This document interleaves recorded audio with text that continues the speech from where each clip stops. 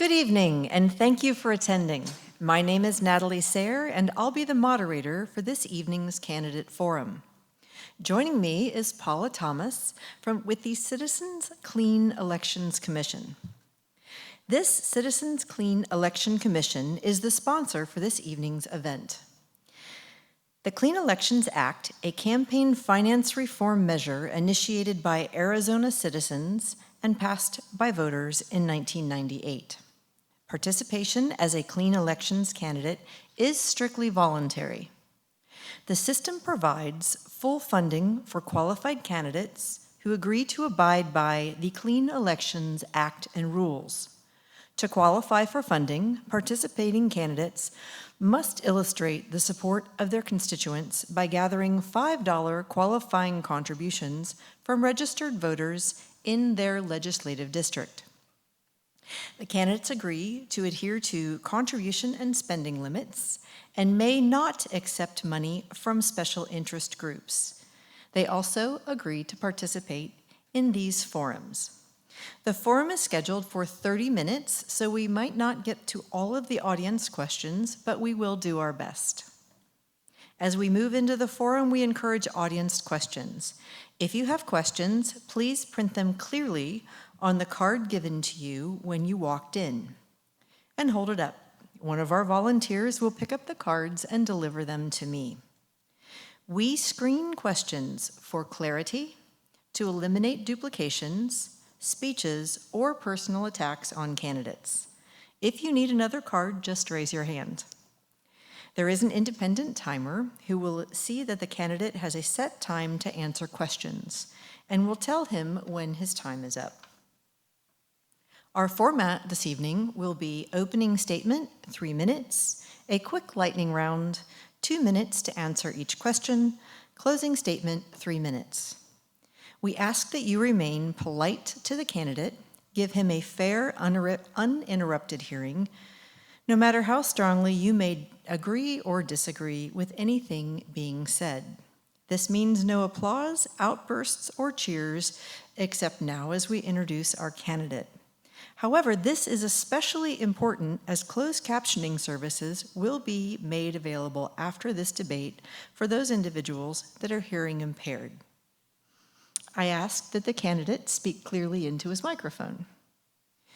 Allow me to introduce Mr. Joseph Joe Hobbs, Republican, candidate for State Senator, District 19, participating in clean elections.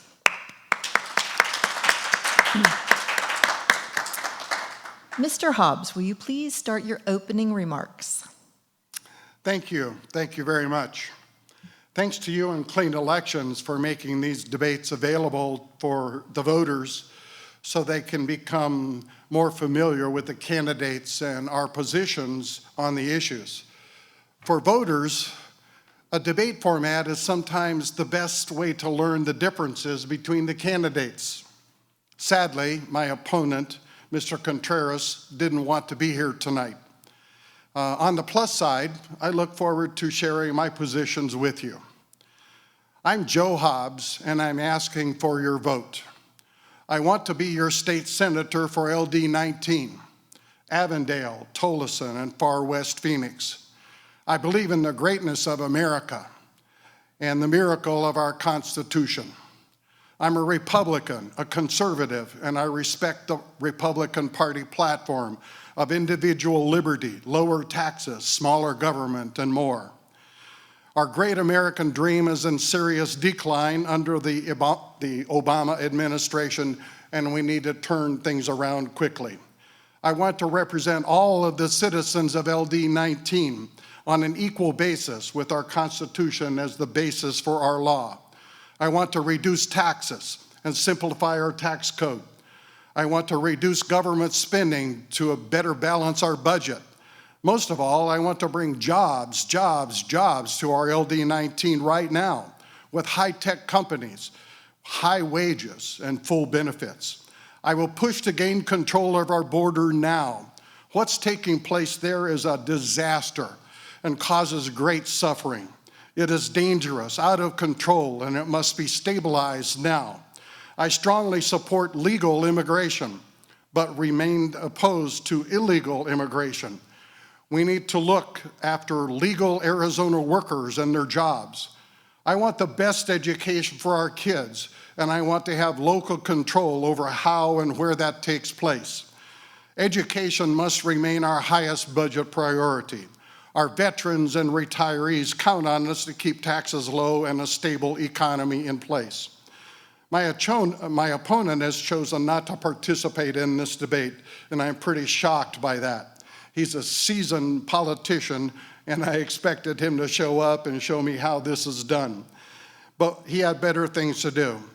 If he had shown up, we would have actually agreed on a few things. We're both veterans and both married family men with children. And also, we both supported the Center for Arizona Policy Pledge that he signed in January of 2014. Lupe was a very courageous man to be honestly and earnestly express his pro-life benefits, his pro-life beliefs, and I share those with him. From there, we have stark contrasts. Thank you. Thank you. In an attempt to lighten the mood for this evening's forum, we are going to do a quick lightning round of this or that. This will allow us to get to know our candidate. Please answer with just one word. Droid, iPhone, or BlackBerry? BlackBerry. Facebook or Twitter? Both. Lumberjack, Sun Devil, or Wildcat? Sun Devils. That was hard. All right. So now we'll move into the evening's questions. I wasn't prepared for that. Thank you. Mr. Hobbs, if you were elected, which committees would you like to serve on and why? That's a very, very good question. There are probably several major committees. Of major interest to me would be the Budget Committee. Nothing would please me more than taking apart the entire state budget, line item by line item, and I would like to see where the money is being spent and what would be the net benefit of that expenditure. And I'd like to see the effect of that. The other committees might be the technology-oriented committees. Also, I would like to be on education-oriented committees as well. I have an academic background, master's degree, Bachelor of Science degree. I've been delivering classes for the University of Phoenix for more than 19 years. I've been a faculty with Australia Mountain Community College and for Glendale Community College, and I've had students in my classroom under different circumstances, so I would really like to take advantage of that experience and get some input to education-oriented committees if that would be possible. So I would, I think that's an adequate answer to that question. Thank you. Next question. What can Arizona do to attract more companies from out of state? I think the best answer to that would be more like Texas. Texas has generated more jobs all by itself than the entire rest of the country over the last 6 years. Texas has demonstrated to every other state in the country how it should be done. Texas has given the opportunity for companies to relocate there and grow without being overly taxed. Texas has demonstrated the way that states can do it by encouraging relocation and giving the corporations a chance to invest in infrastructure and not only people and personnel, but also plant and being able to discount that investment over a short period of time and recover that investment. And I would encourage the state of Arizona to replicate that so that we have companies coming out of California, not flying over Arizona on their way to Texas, but stopping off and looking at the wonderful investment opportunities here in Arizona. And I'd like to see Arizona having the same sort of economic considerations to offer them that Texas does. So be more like Texas would be my my role to play. So I think we could innovate much, much better, and I think we have opportunities to do those sort of innovations right here in LD19. Something that I've been promoting for quite some time would be a West Valley Technology Corridor, and I'd like to expand on that sometime later on when I have a better format with a little bit more time. Thank you. Next question. What do you think are the top 3 issues facing Arizona, and how would you address them? 2 minutes, huh? Thank you very much for that. Yes, sir. We don't have time to do that in 2 minutes, but let me just summarize those. It's taxes, the border, and of course immigration. I don't think we can do anything without somehow getting control of our border. If we can't control our border, we're in jeopardy of so much of everything else being out of control that we don't have a chance to do anything with controlling taxes. Immigration is out of control. We don't have any semblance of an immigration policy until we get control of that border. And then taxes. We have to find a better way to tax our people and our corporations so that we can encourage not only investment in corporate America to bring jobs and investment here, but also we can have a better handle on how to tax not only our people, but a way to tax people as they spend, not tax people as they save. We don't want to tax people on their savings. We want to tax people as they spend. Let's not tax our infrastructure. Let's tax on the other end. So basically in 2 minutes, that's about the best I can do. The top 3, as I see it, would be taxes and the border, getting control of that. That would be my major priority, and then dealing once and for all with immigration and getting a handle on all of that. So that's about the best I can do in 2 minutes. Thank you. Next question. What would your long-term approach be to Medicaid if elected? Medicaid expansion, Medicaid investment. First of all, I would I would resist everything with every fiber in my body to reverse what has been done now with the Medicaid expansion and what has happened in our state so far with the unconstitutional action that was taken. So let me start there. That was a does anybody remember Proposition 108? That was a statewide mandate back not too long ago, where everyone in the state voted to demand that our legislators stop raising taxes by demanding that a 66% vote be taken in the House and 66% vote be taken in the Senate before any taxes could be raised. That mandate was not observed, as that Medicaid expansion vote was unconstitutionally taken. So I'm really at odds with everything that has been recently undertaken there with that unlawful, unconstitutional Medicaid expansion. So first of all, we need to reverse what has recently been undertaken.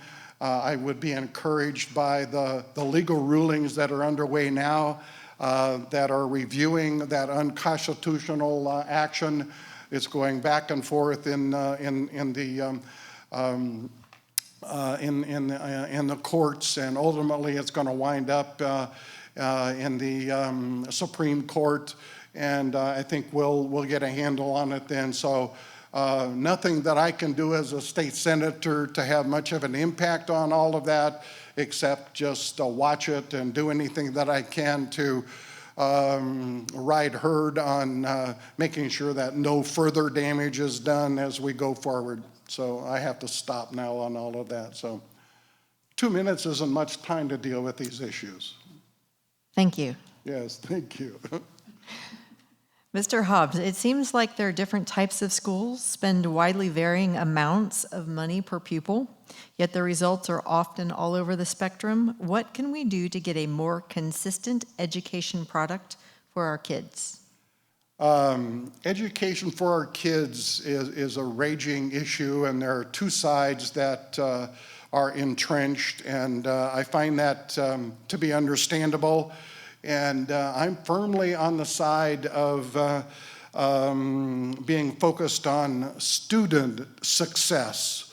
Again, I have an academic background.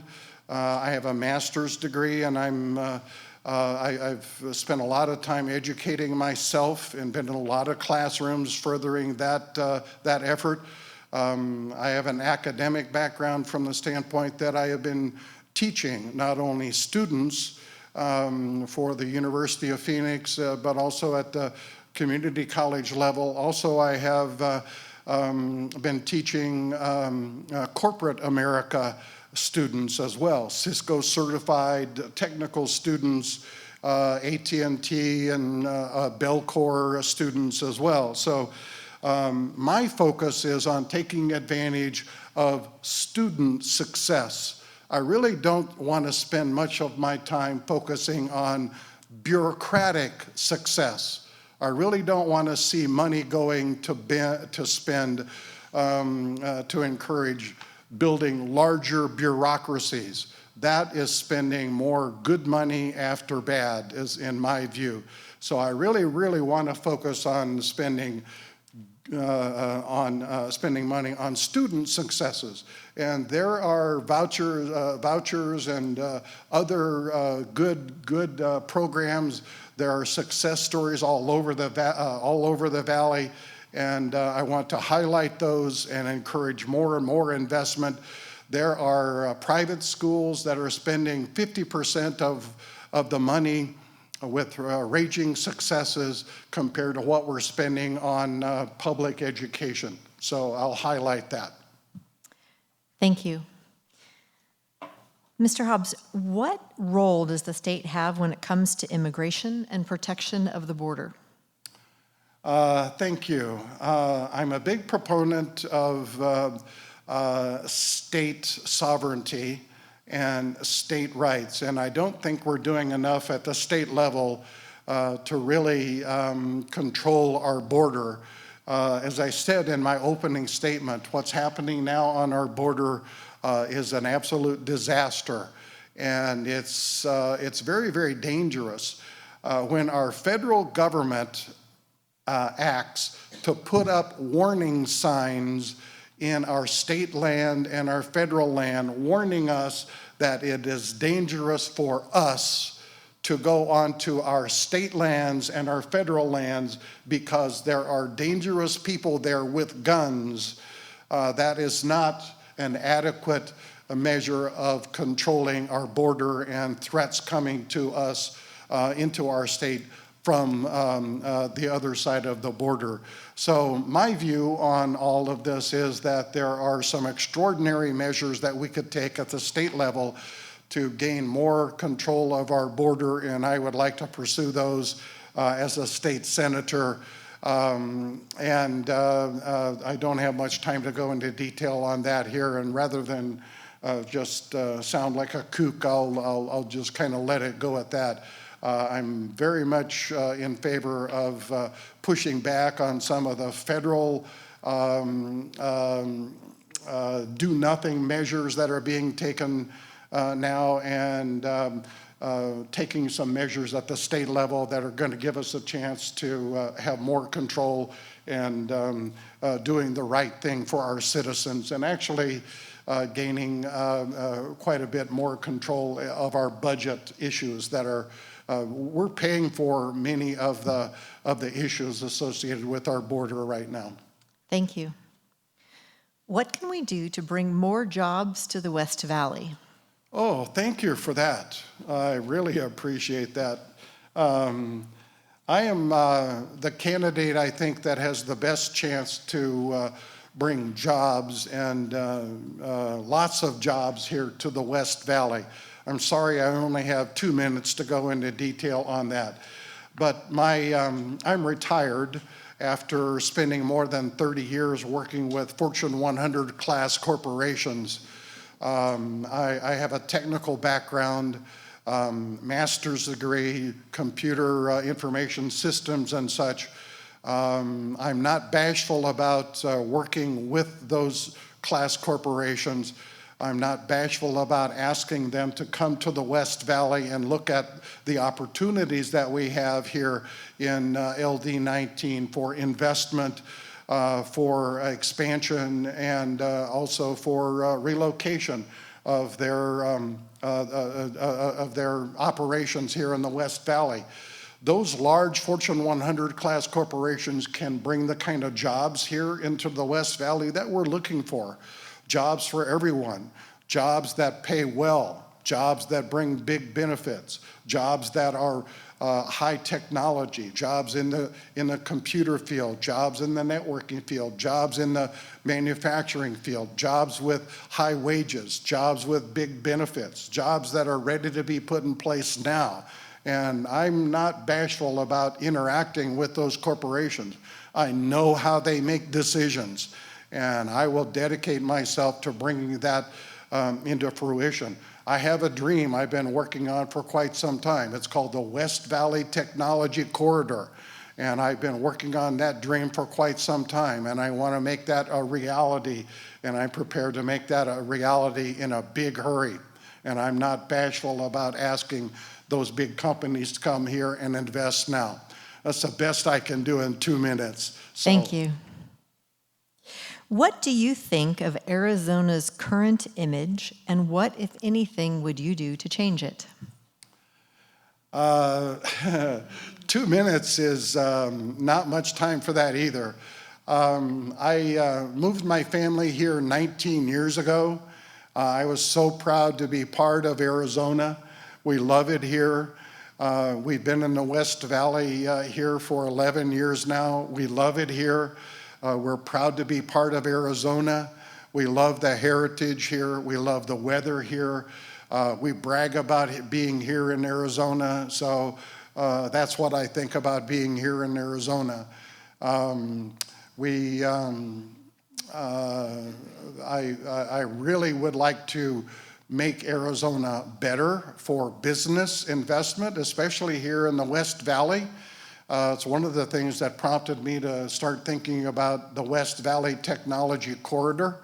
When I retired as a technology person, I didn't want to stop working. I wanted to be a contract consultant, and I started looking for work, and most of the work is over in the East Valley. And so that got me irritated. And one of the things I wanted to change was to equalize that distribution of technology jobs, and prompted me to start thinking about changing the way that technology is distributed here in Arizona. And I want some of those technology companies to come here in the West Valley. So that's what I would change. I want some of those high technology companies to come out here in LD19 and participate in this West Valley Technology Corridor. I want them to bring jobs here. I want high technology jobs right here in LD19. So that's what I would change. And I'm a little bit in a hurry about all of that. So I want those high technology jobs right now. So that's what I would change about it. We love Arizona. We love being here. We love the West Valley. I just think we need a few more good paying, high technology, high wages jobs. Thank you. Thank you for that. Mr. Hobbs, what would you do to guarantee that our taxes are spent educating our native-born children? Could you say that again? Certainly. What would you do to guarantee our taxes are spent educating our native-born children? Our taxes are spent educating our native-born children? Correct. That's a very, very good question. The more I look around at what we're doing in our education system now and how we're accommodating those students that show up and become registered students, and how we're accommodating those students with overflow classrooms that are in temporary classrooms, and how our native-born students are subjected to substandard classrooms as a result of sudden influx of students coming in that we're trying to accommodate. I'm really, really happy that we're accommodating those students, but I think there has to be a better way for us to accommodate all of those students and providing an education for everyone that has a right to be here. So I would really like to focus on spending our education dollars that are coming from taxpayers that live here to educate the students that are native-born students that's why I wanted to be on one of those education committees.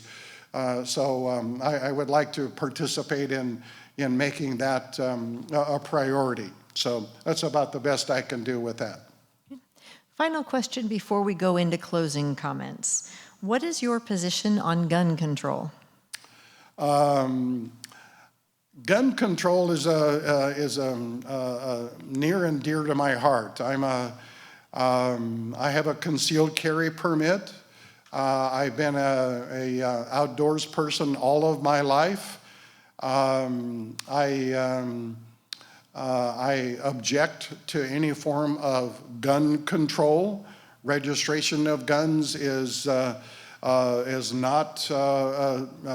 even acceptable to me. Any form of gun registration I would object to wholeheartedly. So I'm a Second Amendment person. Gun ownership is not anything that is given to us. It's a right that we have. So that's my position on gun control. You don't control my guns. You don't control the guns of my friends. So the Second Amendment is something that we have to protect, and that's my position on that. As a matter of fact, I'm a very, very strong person on the Constitution and all of the amendments, especially the Second Amendment, and so I have a concealed carry permit, and you probably can't tell whether or not I'm carrying a weapon at this point, and that's the way it ought to be. So, so I hope I've answered that question. Thank you. So stop. Mr. Hobbs, will you give us your closing remarks, please? Okay. Well, that went kind of fast. Getting back to some of my earlier remarks, I want to thank you again for making these debates available so the voters can become more familiar with us and our positions. By the way, I hope everyone will visit my website. It's hobbs4az.com. Read my complete biographical and my complete position on the issues. For now, let me say that I have lived in the Valley for 19 years, as I said, and 11 years, and my wife and I love it here. I'm a veteran. I'm My private sector experience has been working with those large Fortune class corporations. I understand how they make decisions, and as I said, I will not be bashful about talking to them about relocating to our West Valley locations. I have a master's degree, a Bachelor of Science degree in Computer Information Systems, with a minor in Artificial Intelligence and Expert Systems. As your senator, I will use my contacts in the high-tech sector to promote massive high-technology investment in a new West Valley technology corridor supporting research and development, electronics, healthcare, education, energy, and manufacturing, for example.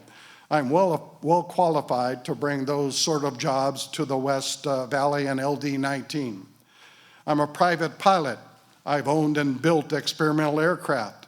I support the Second Amendment, school choice, tort reform. I support public safety and our first responders. As I mentioned before, I will focus on jobs, jobs, jobs. We need more of our people employed and self-sufficient. I believe in the greatness of America and the miracle of our Constitution. I want to be your senator and ask for you to vote Joe Hobbs for Senate. I also hope you'll visit my website and find a way to financially support this campaign.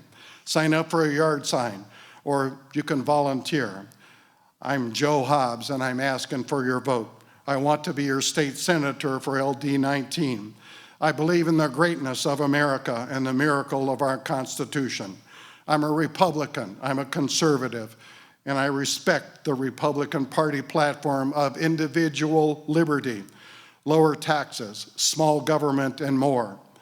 Our great American dream is in serious decline under the Obama administration, and we need to turn things around quickly. Thank you very much. I really appreciate you being here today, and I thank Clean Elections for making this platform available. Thank you very much. And Mr. Hobbs, we thank you so much for participating in our forum. Thank you. And we thank all of you who took the time to come out and inform yourselves before voting. We encourage you to find out more about Clean Elections and the candidates running for office by visiting www.azcleanelections.gov. A link to the video of this forum, as well as other clean election debates, will be posted on that site within 72 hours of a scheduled debate. We also ask that you fill out the debate evaluation form you received as you entered and return it to our volunteers. Your feedback is really important to the Commission. Again, thank you all for coming out tonight.